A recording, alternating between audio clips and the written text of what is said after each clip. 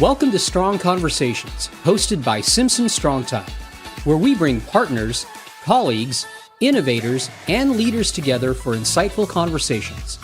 We dive into the subjects and issues that we all face, forging stronger connections and relationships along the way. In our Building the Brand series, we talk to leaders and entrepreneurs in the building industry about what it takes to start a venture or business and build it into a brand. We talk about taking a chance on yourself and the determination and resilience that it takes to stay the course. Our guests share with us what it means to be a heart-led leader and the importance of not just building the brand, but building a culture that your employees can thrive in. We kick off the Building the Brand series with We Really Don't Say No with Jeff Moran, co-founder and manager of RebatePros. Jeff didn't say no when a friend and colleague asked him to figure out a simpler and better way to manage manufacturer rebates. And with that simple approach of just not saying no, Jeff and his partners built a technology company with a single mission in mind: simplify the rebate process for home builders and product manufacturers, ensure timely and accurate product usage reporting, invoicing, and collection. Listen to how Jeff built his brand.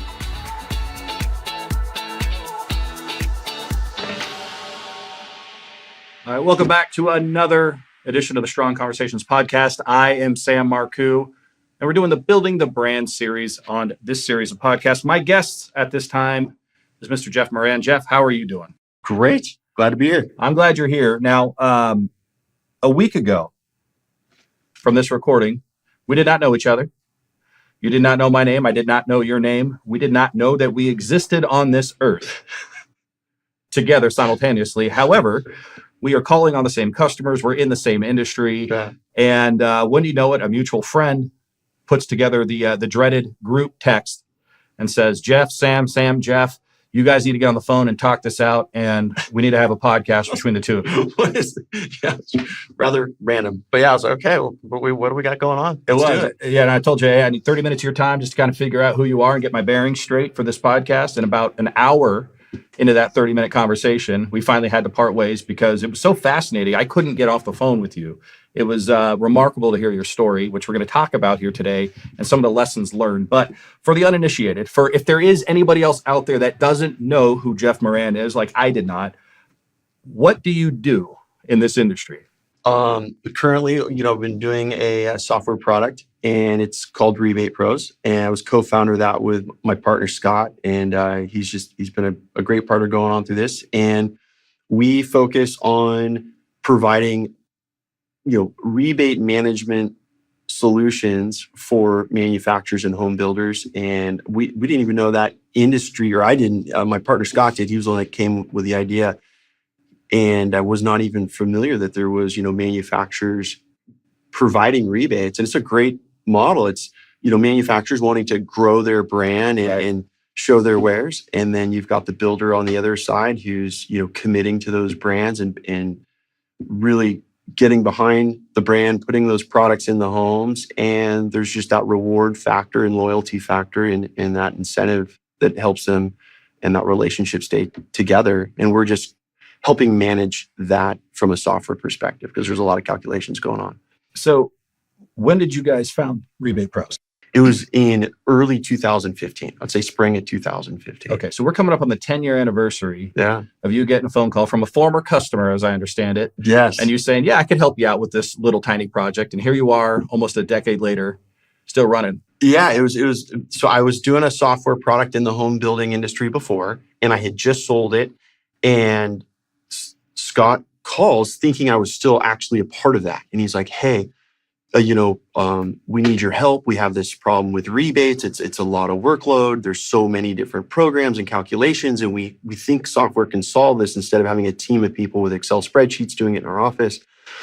And I'm like, Scott, I just sold it. I don't have that anymore. And he's like, well, I knew you're the creator behind the first entity. I think you could solve this. Can you just meet me for lunch?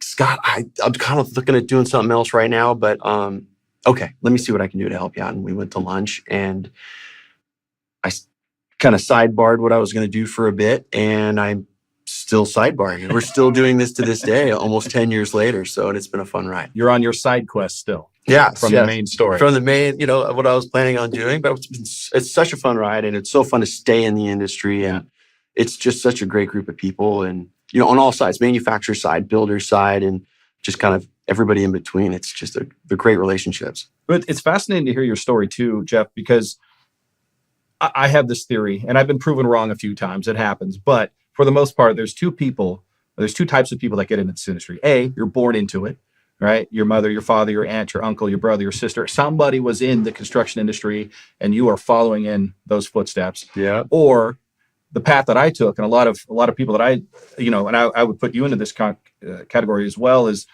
you sort of fall into it. Yeah. Like no child for the most part, when they're doing what do I want to be when I grow up, they're never like, well, I hope I'm going to sell software in the construction industry, or I hope I sell hardware in the construction industry like I do. That's not a conversation that enters the classroom. You want to be a rock star or baseball player or something like that. Yeah, something. Yeah, but you're never going to be I want to have and it's a wonderful, rewarding career, but it's one of those things that people just don't really plan to get into. Now, there are exceptions to that, but for the most part, this was not your goal as a child. Nowhere near. What did you want to be growing up? I grew up at the beach. Yeah. And so that was just wanted to be in the surf industry. I love being in that space, and was kind of even going through college, wanting to do that. And my dad, he was been in the meat industry for forever. And his father started a little butcher shop in like 1936 or something like that. And then my dad got into it, and he didn't like hopping the counter either. He was not into the butcher shop thing, but he just, my grandfather always said there was a clock on the wall, and he goes, nobody's ever going to steal that clock because you guys just keep looking at it so where they can check out, So anyway, I'm deviating a little bit, but when I was in school, he's like, hey, come work for the family business. I don't know, man, that's just not for me. I really want to do what I want to do. And right as I graduated and I'm like, interviewing for jobs, he goes, hey, come meet me for lunch. Let's go. Let me just show you what life could be like doing this. And so he suckered me, and he said, you can even bring a couple of your buddies from college, and they can come work at this point, it had now become one of the largest ground beef producers in the country, actually, like whether it was, for fast foods or retail, casual dining, but we were one of the largest ground beef hamburger patty producers at that time. So he had grown it, really big, and I'm like, all right, let me check it out. It'll be kind of a neat lifestyle. And then I started in like 99, and I was a little bit of a goof off, and he dragged me into the sales side. And I'm like, what, this isn't so bad. This is kind of cool. And then they ended up selling it. Yeah. I'm like, oh my gosh, what am I going to do?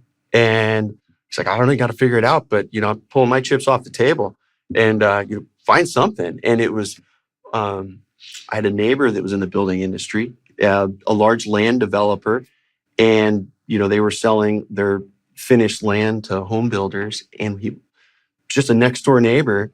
And we're in the backyard, and I was just like, man, we had just both bought new homes, and they kind of have, you move in, it's like all the manuals are in the drawers. And I was like, man, the garage door operator's not paired up with a remote, and where's all the manuals, and what do you handle all this stuff? Anyway, like, we need a system that just kind of does that all. And how do we take this whole dwelling and make it alive and just send you a text message or all the maintenance you need to do and all the parts you might need, whether it's like filtration cartridges for the refrigerator? How do we do that? And he goes, if you come up with this, I'll put it in. And I'll have all the builders put it in, on at least in the homes that we build here on the ranch.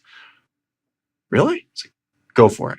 And so that's how I started into the industry. It was a kind of a random idea. It was a product called Dwelling Live back then that we created. And it was, turning your home into a full maintenance online and text message. And it's kind of fun. I think it's a fantastic idea, and one that we're going to jump a little bit further into. But I've already caught something here. So you start RebatePros with Scott after Scott takes you to lunch. Yes. You have no interest in going into the family business until Dad takes you to lunch. You got to stop taking this lunch call. It just gets you into career paths in different ways. Yeah. But so I want to go back to the family business here. Yes. You said your grandfather started with butcher shops? One little butcher shop, and I think like Alhambra, California, or something like that. I mean, little tiny thing. And my dad and my uncle hopped the counter, and they just did not like, chopping up meats like that. What does that mean, hop the counter? Like literally a butcher shop. Yeah. Like literally, they have the meat set, and somebody walks in and takes, I'll have a ribeye steak or one of this and two of these, and they're literally cutting it up. Okay. And what ended up happening was my dad had, I think it was like some friends or some other guys that were starting restaurants, and he went to them and goes, look, instead of you guys grinding, buying ground beef and packing patties all day, why don't you let us pre-make the patties for you, and we'll deliver you fresh hamburger patties every morning so you don't have to make them. That's brilliant. And then that started to grow and grow out the back door. And then, and it grew so much. And then my grandfather had died when my dad and uncle were really young. And they're like, let's just close the butcher shop down, and the little retail store. Let's just focus on, let's get a facility and make hamburger patties. And then they started getting more and more restaurants and fast foods. And pretty much it got to the point where you couldn't eat a hamburger west of the Mississippi if it didn't come from our facility, other than a few other majors that were out there. But it was pretty solid program. That's pretty cool because I can drive around certain neighborhoods and know that I had a hand in that building going up, right? Mid-rise wood construction, houses, whatever, and go, okay, I was a part of that. I walked on that job, or people live in that house, and I had a small part of that house being built. But what you just said brought a smile to my face. I can imagine you're sitting at a restaurant somewhere and you're watching somebody eat a burger and just enjoy themselves, and you're like, you're welcome. Yeah, well, I don't know about that, but I mean, it's neat to see that, and just glad that they're enjoying it. And we truly focused on wholesome products. And it's pretty funny. One of the brands that we used to produce also was like the meat for Del Taco. Okay. And it's, we would produce in these big vats, and the plant smelled so good with the onions and the seasoning. And I would literally be bringing tortillas just to work, and right off the line, I'm just, you got it, going down for lunch and, grab some of these things, or we'll be cooking, burgers for the Wendy's square patties, or the, Burger King Whoppers, or the $6 burger for Carl's Jr. Yeah. It was a pre-cooked burger. That was our first pre-cooked burger, because it would go through the Mico boiler, and a raw patty would come out perfectly 165 degrees at the other end, but the larger patty would be still not fully cooked. Right. So we pre-cooked it, and then it got warmed up all the way through. And it was just so fun. So you just kind of bring your kind of condiments to work and grab stuff off the line. And we had all the grills that matched all of our customers, so we could always test how the product's so you could just make all the customers' meals and kind of test it out and everything? Right down in the kitchen. That's amazing. So fun. And so it was pretty cool to do that. So this is where my head sort of exploded the other day when we were on our hour-long conversation that was supposed to be 30 minutes. Because the family industry is meat, right? Butcher shop, and then you get into ground beef, and you guys grow it to this monster. Yeah. Along with some other partners Sure. that came along in the way that they worked with. There's other families involved, but yeah. But you're a software guy. You're the software guy. I was not, but intended. I just kind of got into that somehow. So how did you get into it? Because you told me this story, and it kind of blew me away that it was this sort of simple, I guess, on how you kind of went in this direction of software. So wanting to be in the surf industry, you kind of learn those little programs like Photoshop or Illustrator. And so it's kind of in the design space a little bit, but not software per se. Right. You're just using applications that are off the shelf. And I'm helping my dad out. He's got his customer, and we're big on the retail space. So retail grocery stores. We sold all the, chubs and frozen patties and different packages of ground beef. And they have the sets, which would be the meat counter set. So not necessarily what's behind the butcher block, right? Kind of the self-service case. And so all the different brands are there. And he, his college time buddy, and maybe I think since grammar school, was a photographer. And so he brought him along to help take photos of the store sets. So they would take a store, this whole thing would get shut down. They would get everything perfect how they wanted it to be, whether it's all the chicken and the sushi, the whole thing set up, and they take photos. And then they reverse it to take photos the other way, because some stores are like a left flow or right flow. And I'm just watching all this go along, and the whole store's kind of shut down. They're taking so much time. And then they find out that they missed a couple products. They didn't stick it in the set. And they're going to have to go do this whole reshoot again. I'm like, guys, just get me some butcher paper. Let's put the product right on the floor. I'll take a picture and I can just Photoshop it in. Like, we don't need to take this whole store down again for hours. Like, what? Okay. They didn't know what Photoshop was. They really didn't know, and they didn't think much about it. And so then they're like, okay, so we did that for a little bit. And then I'm like, let's go for this next set. Let's not deal with that whole store set. Why don't we just take every picture of each product and just do it all through software? And there were other planogramming software products out there, but they didn't deal with random weight item. So like a box of cereal or a can of soup, whatever, that's very specific sizes where you might have random weight where like steak or ground beef, it changes weight. It could be a full pound or a pound and a quarter, a pound and a third, whatever it might be. So they didn't have software that could handle random weight. So we kind of took those other software products, added a little bit of element and got into the software space and added some more to it. And then we kind of created our own distribution of these planograms online so the meat managers could access, their set. It's a 65-foot set, not a 45-foot set or whatever it be, in which flow. And so then that's kind of how it all started. And then we just started building, it's a product we called M2, and it just took off for that space for distributing all the pricing, advertising, products, planograms. And then it was kind of the center point for all the kind of the meat and protein suppliers for what their set and what they needed to be. And then we built mobile solutions for checking on the sets as well. And this is the part that I think what makes you unique, Jeff, and that is you didn't go to school to be a computer programmer or develop software or anything like that. Self-admitted beach guy. You wanted to be a surfer. Yeah, right? Just glad the cameras aren't looking on the table. I do have sandals on right now. You do have sandals. I wasn't going to say it. But if you're looking right now, if you're watching the video feed, he is absolutely wearing sandals right now. Now, I'm almost at a loss for words. How do you teach yourself how to do it? Photoshop, you can tinker around and start to get better. But you're talking late 90s, early 2000s. The internet's there, but it's not what it is today in terms of Google and YouTube University and all those things where you can teach yourself in the moment. You have to just figure it out. You do. And I really never got to where I was coding the software. I guess the way we could look at it almost in the building industry, you maybe have an architect that'll design the house. Yeah. But then you maybe have the contractor, right, who's actually going to, hammer things through.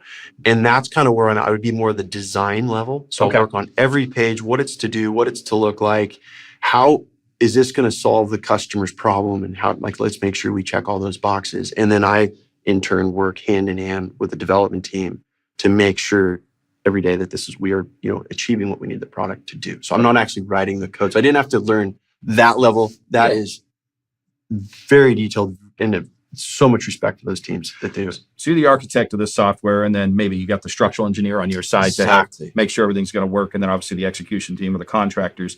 So walk me through this. Late 90s, you figure this out. I mean, they're shutting down the store, Jeff, to take pictures of meat for a planogram, and you're like, there's a better way to do this. Yeah. I can solve this problem for you.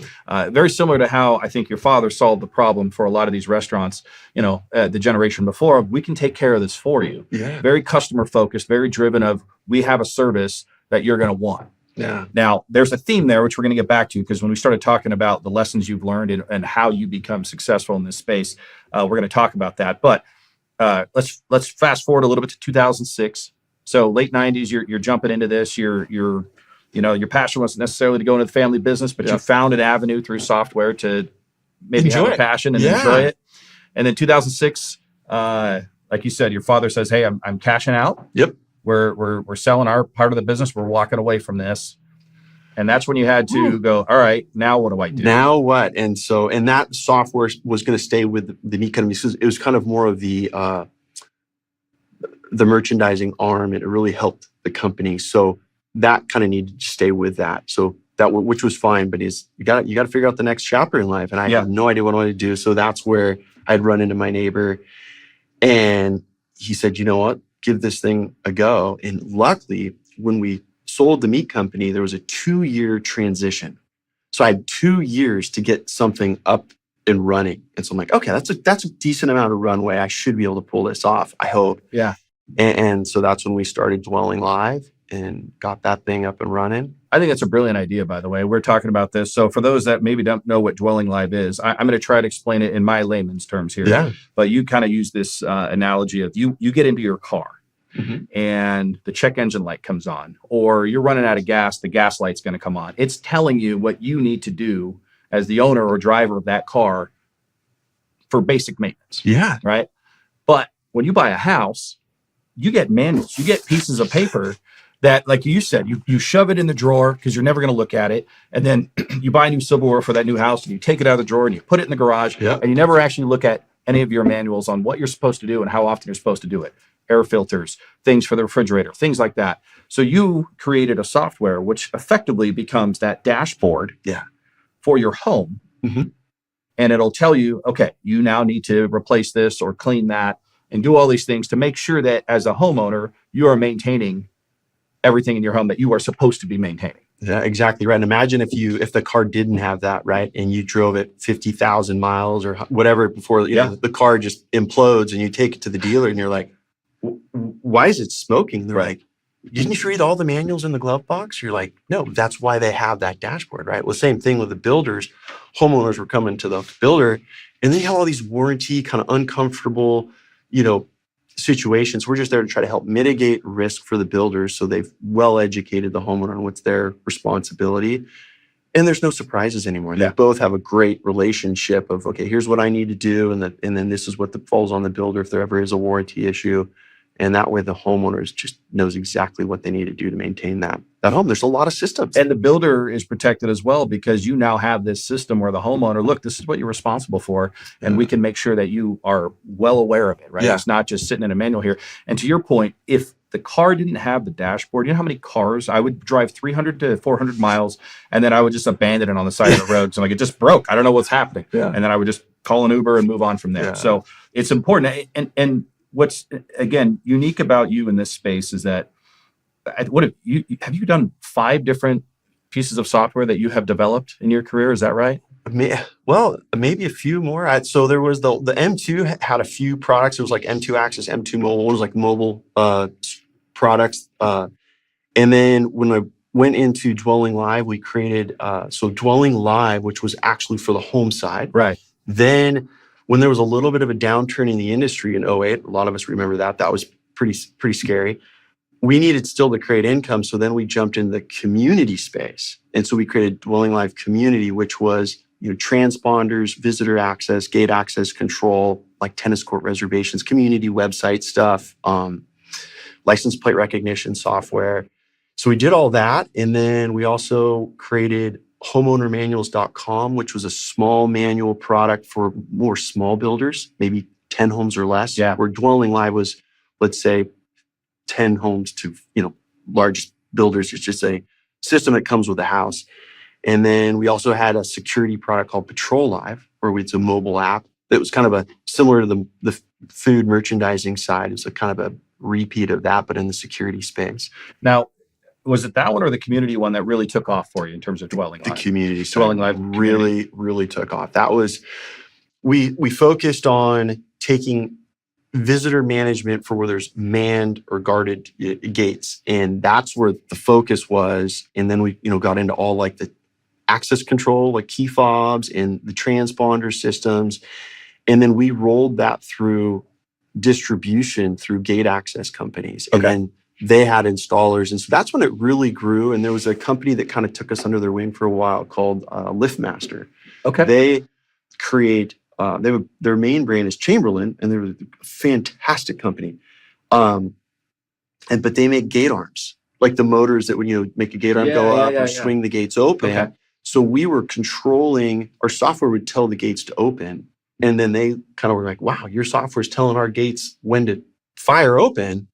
Let's, talk. And so then they kind of really promoted the Dwelling Live product across the country. So that was really a great relationship with them as well. They were a great partner. And that software is developed, again, you being the architect, you've got folks that you're working with that are making sure that it's running, day and night. But What was the, I guess, feedback, or what was the impact from potential customers? Were they giving you ideas to say, yes, this is good, but if we did it this way, it would be better? I mean, did you have a lot of interaction with the That's, clients? I think, just the life of software. Yeah. I mean, every time you come out and you bring a product out there, you're going to just get a ton of feedback, and you just want to soak that in as fast as you can. Some of it you might be able to achieve, some of you might not. But that's software is like Disneyland. It will never be done. You just keep building and changing and adapting, and what does the customer want, and how do we keep building? Yeah. So there's always a new ride, or there's a new feature. There's I love that quote. It's an old Walt Disney quote. Disneyland will never be done. Yeah, right. That's the case, and that's what you kind of feel like. Each software product you make, it'll never be done. Same with RebatePros. We're to this day. Yeah, I want to get into that too, because RebatePros is I think the tie that binds us all together in terms of everyone listening to this or watching this right now. However, you don't think of software development as being a creative, with the exception of a few big names that we know of. But what does that creative process look like for you? Are you constantly thinking of ways to enhance your creations, or is it like, oh, you know what, I have to sit down and force myself for 3 hours to really work something out? Or is it like a bolt of lightning, like, oh my gosh, I figured out what we need to do next? How does that work for you? I think, for me, I almost live and breathe it. Okay. I truly enjoy it. I would have never thought I would. I literally I kind of wake up, I'm like, okay, how do we make this better? Yeah. And it's like they say, sometimes it's not work anymore. For me, it's not. Maybe I'm a kind of a geek, I guess, at the core. I say passionate. It's just yeah. it's fun. I love doing it, and so that's where, and you want to. I guess, my family, my dad, he always taught me, like, customer's the most important. And I literally saw him live and breathe that in every step and interaction with the customers that we worked with. And I just like that. And that's what's just built the best relationships. And so when you have a software product, you want to listen, you're open ears. How can we make it better? What could we do? And it's fun to solve the problem. Yeah. Because usually they're bringing an issue. Right. Hey, we have this problem. We need it. How can you help? Well, let us, get this on the whiteboard. Let's do this. And it's just a problem you enjoy solving. So it's fun. Let's talk about those problems that you have solved over the years. So again, we're talking to Jeff Moran from RebatePros, co-founder, along with his partner Scott, who Scott had the initial idea for Correct. this, right? So you and Scott get together. He presents a problem that he thinks you can solve. It's like an old Vanilla Ice, lyric. If you got a problem, I'll solve it. If you know the next part of that, you're singing it to yourself right now. Now, that was 10 years ago. When do you go to market? How from that first conversation until you have something that you are ready to present to a builder, what's that time frame?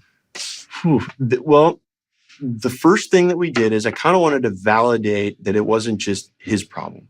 So I go, Scott, let's go meet with a few other industry builders and say, if this existed, what do you think? Like, just from a discussion standpoint. Like, we have this problem too. Okay, great. So now we know that there's multiple people with a shared problem. So let's partner up and let's go tackle this. Then you kind of go into more of a storyboarding a little bit, almost we call it like vaporware a little bit, where it's almost like slide presentations. There's no functioning buttons. And you kind of do one more round of that. And that might just take a couple months just to kind of work through how you want things to work and present that back to your initial kind of builders that we talked to. Yeah.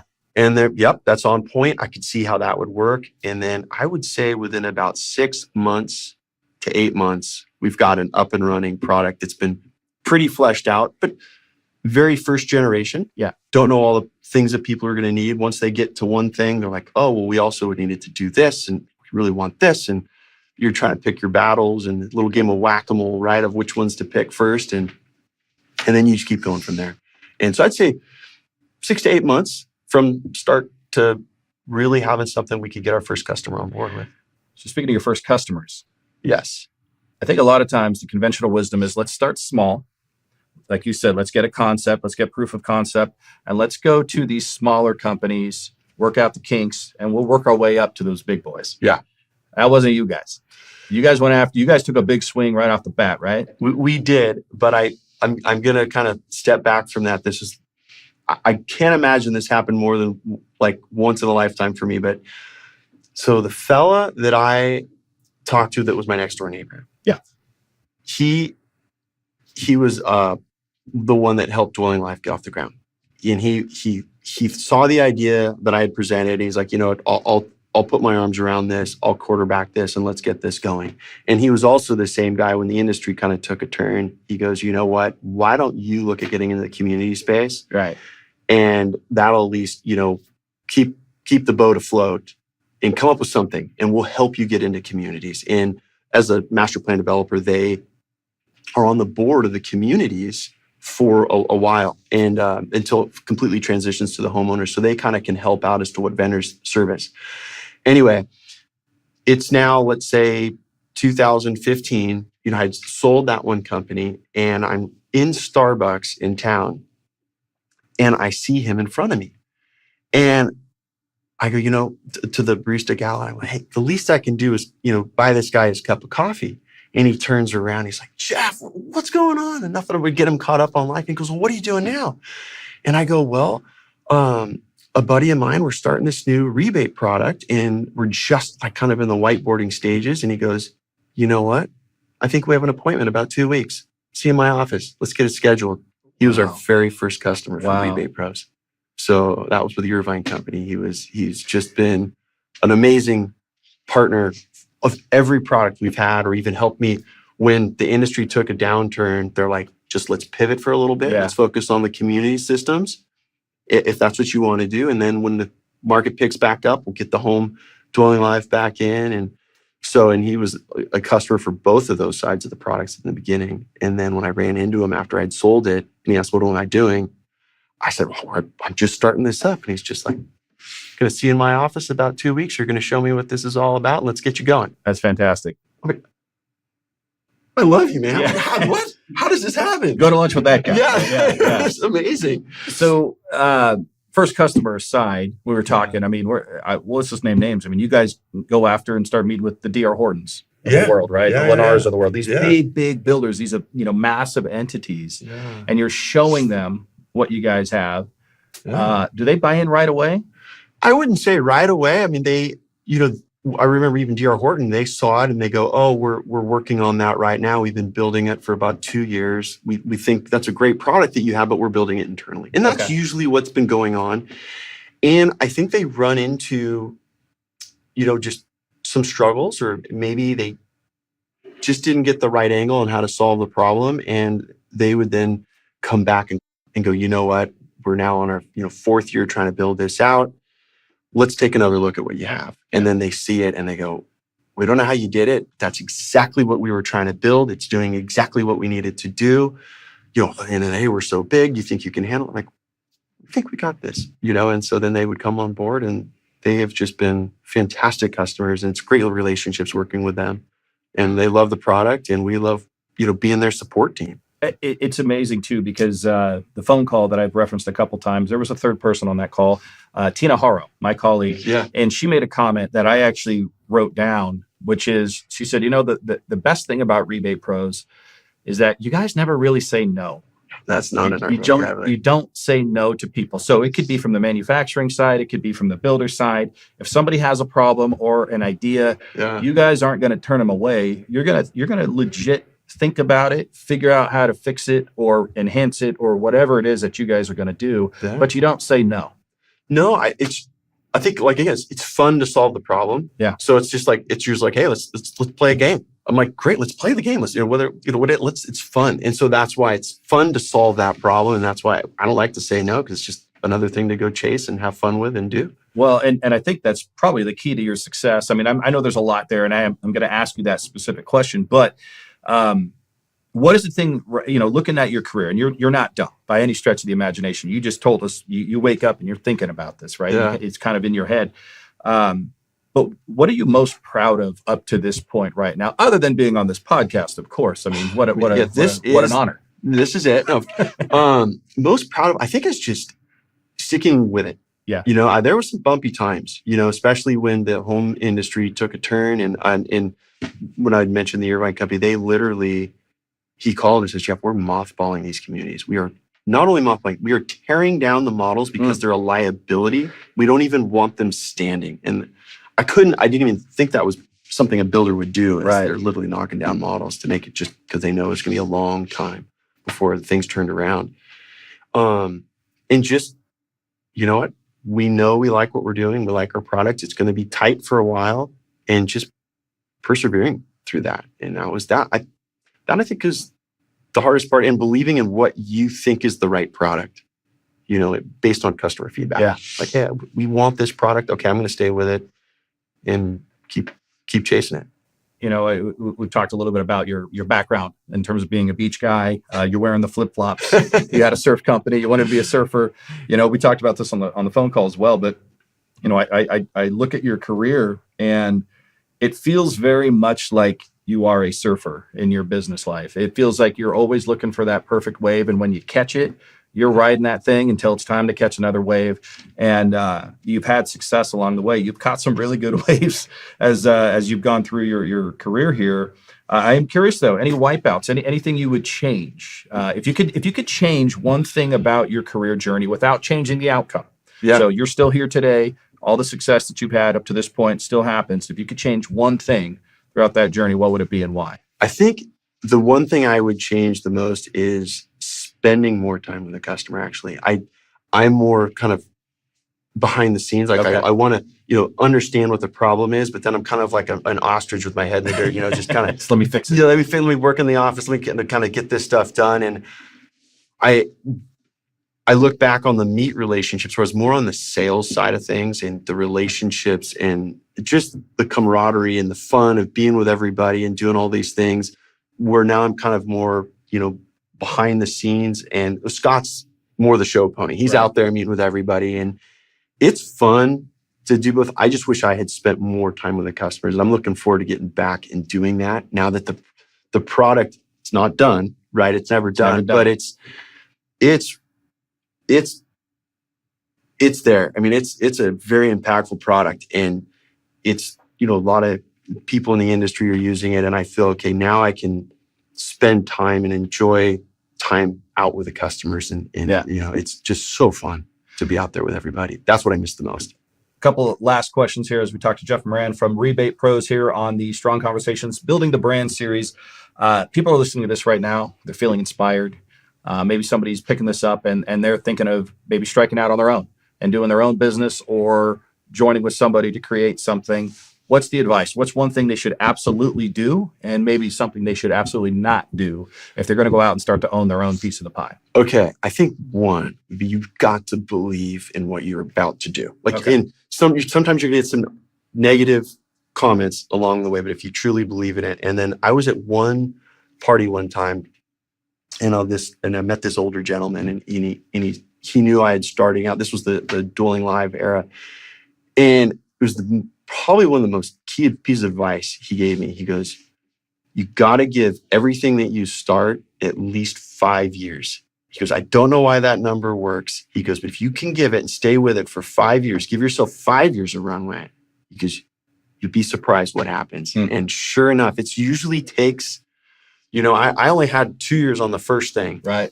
But realistically, it got pretty scary there for a bit, but that 5-year turning point, and it just took off. And I would say this, the same thing once you kind of get, it's a customer count, the industry sees you or whatever it is. And same thing with rebates. Like, we hit that 5-year mark, and it really, really, really started to go well. And so I think that's, if you're going to start from something new, believe in it and give it 5 years. And I think you'll see it's either a go, no go at that point. That's great advice for everybody listening to that. You got to believe in it. You got to stick with it for as long as you possibly can. 5 years minimum. I say 5 years is a good runway to really give it a chance. All right. Last question, Jeff. And this might be the most important question of the entire podcast. Can I run out now? No, absolutely. You can't run. You're in flip-flops. You gotta walk or saunter. Now, if tomorrow we're down here in Southern California, we're in the entertainment capital of the world, of the planet, of the universe, I would say. Okay. Depending on what you believe is out there. Who is playing you in your life story if it gets turned into a movie or TV show? Who is the actor that best represents? Oh my gosh. Okay. That's a good one. Okay. Well, I would think of it, there's probably different movies for different times, but I'm just going to kind of look back on earlier part of this. I would say Chris Farley and Tommy Boy, it was my first time, like leaving college, going to work for the family business. I mean, I was just a goofball. Like everybody's looking at me at the office like, who is this clown?